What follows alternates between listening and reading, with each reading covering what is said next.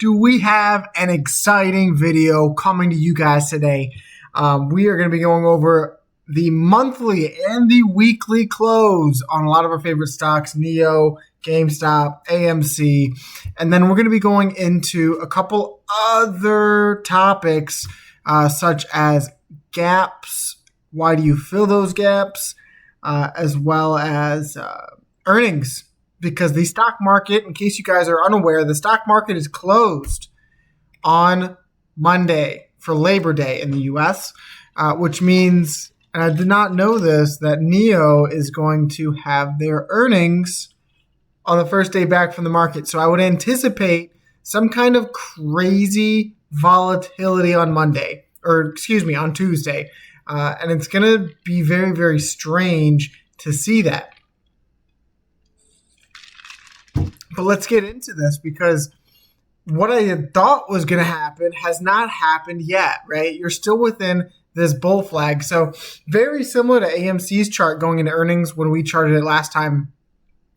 You went into the weekend in a bull flag, going into an extended weekend to open up with some volatility. And that's what I would expect, honestly. I wanted to go over this flag to give you guys some perspective on what could happen. You did poke below this flag just before close, and then you regained it very quickly. So typically on these fake outs, you will reverse the other way pretty quickly. You had a fake out here. You reversed the next candle, had a bearish engulfing candle, and then went all the way to the bottom of this pattern of this bull flag. Now, what gets me excited is the technical profit target from this bull flag would be the full extended flagpole from the breakout, which takes you to about $10 on Nio. And that gets me absolutely jacked. That gets me so excited because I know a lot of you guys have been saying $10 Nio, $10 Nio, $10 Nio. Considering the monthly close we just had, guys, anything's possible. Anything is possible. Now, it's not a great weekly candle to close. Very similar to something back here, right, where you had a mega pump and then you had a red topping candle. Not a great candle to close with on the weekly, but the monthly, guys, just pat yourselves on the back. Give yourself a big, fat pat on the back. You had a ramp up in volume as you broke the long-term trend, and then you also had a higher close, almost an identical bullish candle here. The first one up 41%, and then the second up 31%. You closed within the Bollinger Bands, which are squeezing, mind you, and I would expect them to open up on Tuesday, beginning to bulge or expand, right? Because in case you guys do not know the Bollinger Bands are bands, think of them as like a rubber band, right? They are constricted and constricted and constricted during sideways price action until eventually that band snaps, and that band being price action, right? And then these act as anchors for price to move towards. An insane monthly close. And I honestly, in times like these, right, where you have time to reflect, you're going into a long weekend, I like to look at previous chart history. And you can see last time you were within this wedge, you had 128 and 157 month-to-month candles. You did see a significant regression. I'm not saying that's what's going to happen here, because what happens inside of this bearish channel, that's a larger macro pattern, right? But what I'd like to look at is what happened before you broke out on Nio. What was your bottoming candle? And then what led you into this inverse head and shoulders, right? So you had a doji, a red doji. You had a hammer candle here. That was your bottom. So your red doji took you into two back-to-back green months, 56% and a 77%. And then the following month, you had a shooting star candle or some kind of blow-off top candle here, which concluded that move right around the 50-day EMA on the monthly. You then regressed, made that right shoulder, and then you pumped like you've literally never pumped before, guys. So very, very similar stuff here in terms of you found the bottom of a hammer candle. You have back-to-back monthlies since the first time since 2023. And I would expect you to come up and test this 50-day EMA on the monthly. Doesn't mean it has to happen next month. If it did, that would be incredible. But I would anticipate at some point in time for you to come up and test this at 989 or 990, call it, right? If history does repeat very similarly, you would see some kind of red cool down month going into September, but still making a higher high. Peel back and consolidate to this 560 zone, and then you could create potentially, right? So maybe you shoot back up here to this top at 772, and you create something a little bit along the lines of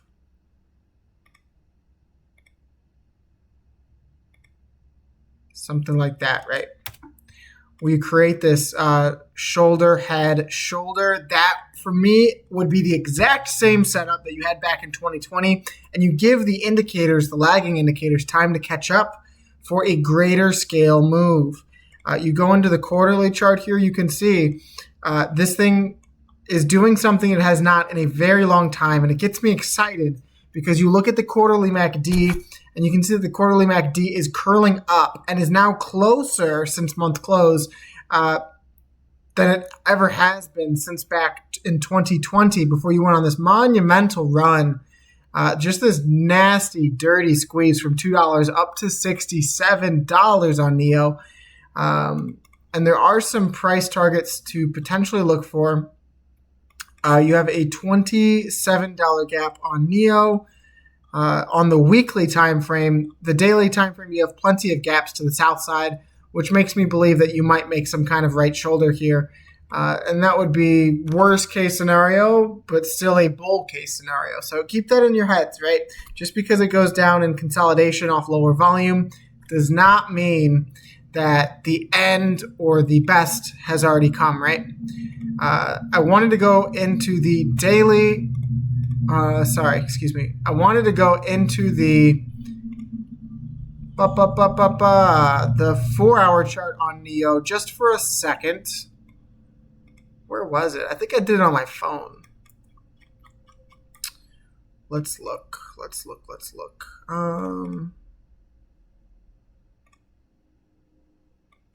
So it's a little hard to see here, but within this bull flag, and what got me excited looking at this on my phone, it has a little bit clearer of a picture on the volume portion of this. You see these volume bars. These are just volume bars for the 4-hour chart. You can see you are consolidating after almost a 100% run within this bull flag on lower and lower volume. That is inherently bullish. I'll say that again. That is inherently a bullish thing to be consolidating in higher ranges while the bearish volume decreases. That shows that bears are losing momentum and bulls can then step back in and drive the price to new price discovery or new ranges, right? So that does get me excited going into earnings on the 2nd, because earnings is going to be an absolutely unforgettable day. So that's kind of my bull case thesis on Nio, is that you would see short term, if you popped, you would see this full flag move up to $10, make them holler, and y'all get your crazy move. Long term scenario, you fill the gaps, you trade sideways until you look for a reason to go higher, right? There was a question before I get into GME. There was a question in the last video going over gap fills, right? Why do gaps always fill, or why do they technically mostly fill, right? I did a little deeper diving because inherently I know that gaps are going to fill, but you never really question these things. It's just always been trading psychology and how the chart usually plays out, right? There's not a real key indicator behind it, but These were the examples that ChatGPT or Grok gave me on trading gaps filling. Theoretically, do they have to? Absolutely not. But there are 4 different kinds of gap fills. There's the common gap, occur in low volume, non-trending markets, and often fill quickly due to lack of strong momentum. There's breakaway gaps, strong signal trends that may not fill soon as they reflect significant momentum. Runaway gaps, continuation gaps basically, occur mid-trend and often may fill only after trend exhausts. And exhaustion gaps signal the end of a trend and often fill quickly as the trend reverses. Exhaustion gaps are probably my favorite to play. A good example, or a example, let's go to GME. Actually, let's pull up Apple really quick because I think this gives a good picture of gaps that don't have to fill, right? Donde.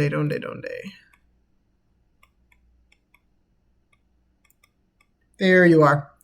So this is an example of a gap that I hope never fills, because if this gap fills, guys, we're cooked. If this fills Apple at 157, that was a breakaway gap. Consolidation, and then boom, boom, you bounce and test the support, boom, boom, boom, boom, boom. And you continue even during the bear market of Apple. You did not fill that gap. Even during the tariff schmariff news, you did not fill that gap. So maybe in a longer term downtrend, you could look for that as a potential price target to accumulate shares on Apple. But it has not filled yet, and I would not anticipate it to fill. There's more examples on the S&P 500. I mean, this, for example, 526, you have rallied so dramatically. I would anticipate one of these 3 to fill, but they do not all have to fill, guys. There's so many examples on the S&P. If I go back.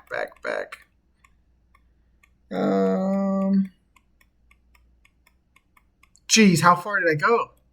Whoa. That's okay. We're in COVID territory. I do recall that there was one right there.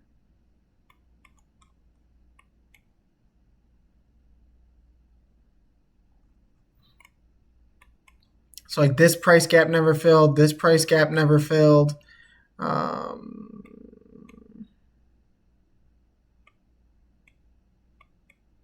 These gaps never filled. There's no specific technical indicator saying that something has to fill, but oftentimes they do. So I hope that gives some kind of clarification to the question. Nio has plenty of gaps that it is looking to fill, as does SPY. So we're going to have to see how September plays out. Typically, September has not been a great month for the S&P. I can grok that if you like. I don't know if I'll waste the time, though. Typically, the S&P 500 has not done great in the month of September. Now, can this be different? Of course it can. You saw August be an absolutely killer month for the stock market, which it typically isn't. So, GameStop. Oh man, GameStop.